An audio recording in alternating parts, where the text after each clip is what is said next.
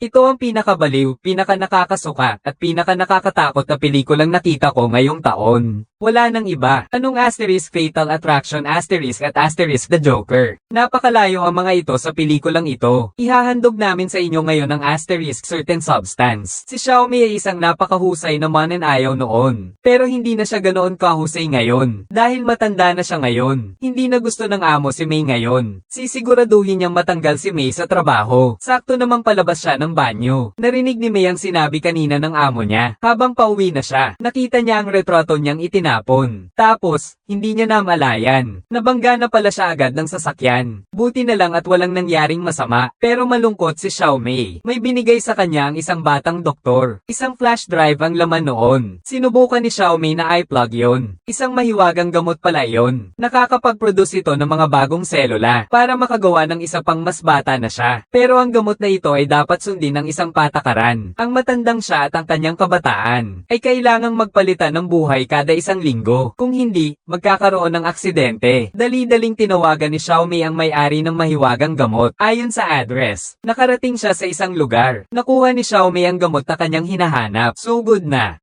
Ilang segundo lang, nawala na ng malay si Xiaomi. Nagsimulang pumutok ang likod niya. Tapos, may lumabas na bagong nilalang. Tawagin na lang natin siyang Xiaohua. Pero silang dalawa ay iisa. Dali-daling tinahi ni Xiaohua ang sugat ni Xiaomi gamit ang sinulid. Tapos, ini-inject ko ng kaunting sustansya si Xiaomi. Para lang mapanatili siyang buhay. Para maging maganda si Xiaohua. Kailangan niyang kunin araw-araw gamit ang Hyringilla ang utak ng buto ni Xiaomi. Tapos ay inject sa sarili niyang katawan. Para magkaroon siya ng magandang buhay. Bumalik si Xiaohua sa kumpanyang pinagtatrabahuan niya noon na tinanggal siya ng amo. Nakita nila ang ganda ni Xiaohua. Agad na tinanggap ng amo ang aplikasyon ni Xiaohua. Sa loob lamang ng ilang araw, sumikat si Xiaohua sa buong internet. Puno ang labas ng mga nakasabit niyang magagandang larawan. Mabilis na lumipas ang isang linggo. Kailangan na ngayong magpalit sina Xiaohua at Xiaomi. Basta't ay connect lang ang kanilang mga IV tubes. Nagpalit na sila. Nagising si Xiaomi at natigilan. Tinitigan ng kanyang batang anyo. Parang hindi makapaniwala si Xiaomi. Magkasama silang namuhay ng isang linggo. Susunod naman si Xiaohua. Pagdating ni Xiaohua, rurok na agad. Marami ang nagustuhan sa kanya. Kaya naman normal lang na magdala ng boyfriend pa uwi. Pero ngayon na nga ang araw na magpapalit sina Xiaohua at Xiaomi. Agad siyang nagdugo ng ilong. Para hindi maaapektuhan ang paglalaro niya ng baraha kasama ang boyfriend niya. Nagdesisyon si Xiaohua na kumuha ng isang tubo ng utak ng buto ni Xiaomi.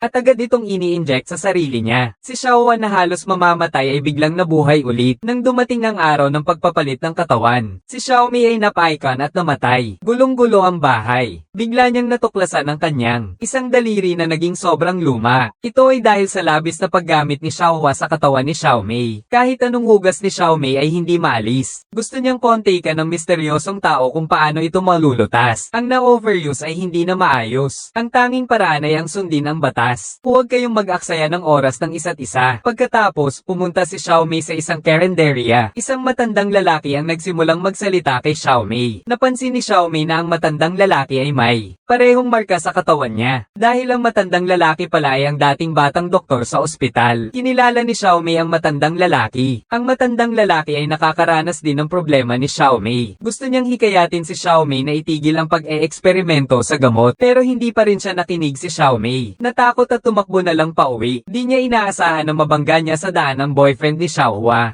Sinigawan si Xiaomi. Bakit si Xiaohua may boyfriend na? Samantalang siya wala. Naiinis si Xiaomi. Nagdesisyon siyang maghanap din ng boyfriend ngayong gabi para maglaro ng baraha. Kaya naman kinausap niya ngayong gabi si isang kaklase niyang lalaki na matagal na niyang hindi nakikita. Magkikita sila ngayong gabi ng alas 8 para maghapunan. Nagsimulang mag-ayos si Xiaomi. Pero kahit anong ayos niya, parang hindi na maganda ang tingin ni Xiaomi sa sarili niya. Pag alis niya, nakita niya ang litrato ni Xiaohua. Lubha siyang nasaktan. Nag-ayos ulit siya ng mukha. Paglabas niya ay pinili niyang huwag tingnan ang litrato ni Xiaohua. Wala na sigurong problema yun, di ba? Pero nang akmang lalabas na siya, nagdalawang isip na naman si Xiaomi. Dagdag pa ang refleksyon ng mukha niya sa Serradura. Hindi na napigilan ni Xiaomi. Ang nasa isip niya ay ang sarili niya. Bakit kaya ako naging pangit ngayon? Nakakainis talaga. Huwag na lang kayang mag-date. Nag-makeup ulit si Xiaomi. Lalo lang siyang pumangit. Grabe ang inis ni Xiaomi. Bahala na, hindi na ako lalabas para mag-date. Nagsimula ng maglasing at mag-overeat si Xiaomei sa bahay. Dumating na rin agad ang oras ng pag-uwi ni Xiaohua. Pagkagising ni Xiaohua, nabuwisit siya ng husto. Kumain si Xiaomei ng maraming basura at hindi naman inayos. Kaya nagsumbong siya sa misteryosong tao. Walang silbi ang pagsusumbong. Nagpatuloy si Xiaohua sa pagpunta sa trabaho. Mas sumikat na ngayon si Xiaohua. Siya ang mag-host ng countdown concert ngayong taon. Mas sisikat pa si Xiaohua noon para magkaroon ng mas maraming oras sa pagpe-perform. Sinimulan ng abusuhin ni Xiaohua ang katawan ni Xiaomei. Nang magising ulit si Xiaomei, ang isa niyang paa ay naging sobrang luma na at ang nakakatakot niyang mukha, medyo hindi na kaya ni Xiaomei. Gusto na niyang ihinto ang pag-e-eksperimento ng gamot. Tapos naisip niya si Xiaohua. Hindi na naman niya itinigil si Xiaomei. Naging ganito na nga ang itsura niya. Hindi na nga makalakad ng maayos. Hindi pa rin niya ititigil. Paano kung maparalisa ang mga paa niya? Pilitin na lang natin. Napahiyaw siya sa sakit. Nakalakad na ulit si Xiaomei kahit may diferensya pa ang mga paa niya. Hindi rin naman magandang lumabas ngayon. Isang araw lang si Xiaomei sa bahay at nagluluto lang ng pagkain. Ang dami niyang niluto. Pagkagising ni Xiaohua, nainis na naman siya. Gulong-gulo na ang bahay. Para ng kulungan ng baboy. Sa sobrang inis, kumuha siya ng maraming baso. Plano ni Xiaohua na ubusin ang utak ni Xiaomei. Mabilis na lumipas ang 3